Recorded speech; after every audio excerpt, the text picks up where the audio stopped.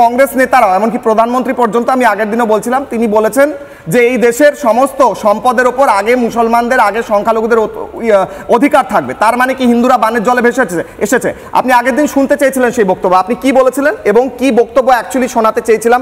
সেদিন সময়ের কম ছিল বলে শোনাতে পারিনি, শুনবো তারপর আসবো আপনার কাছে পর দুটো। সবার আগে সংখ্যালঘুদের অধিকার থাকবে সেই কথা যখন মনমোহন সিং দাঁড়িয়ে বলেন, সেটা হিন্দু বিরোধী মন্তব্য নয়, অবশ্যই 100% বলেছেন। We have to devise innovative plans to ensure that minorities, particularly the Muslim minority, are empowered to share equitably in the fruits of development. They must have the first claim on our resources. আপনি challenge করেছিলেন, শুনিয়ে দিলাম। Must have the first rights on our resources. কেন হিন্দুরা বানের জলে ভেসে এসেছে? তো হিন্দু আছে যারা অত্যন্ত গরিব, এমনকি মুসলিম মাইনরিটির চেয়েও গরিব।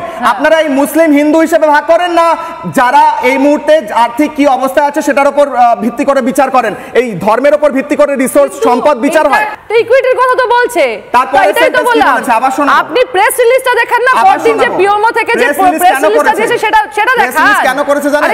কারণ গোটা দেশে নিন্দার ঝড় উঠেছিল, বাধ্য হয়েছিল প্রেস রিলিজ দিতে, ক্ষমতা থেকেও সরে যায়।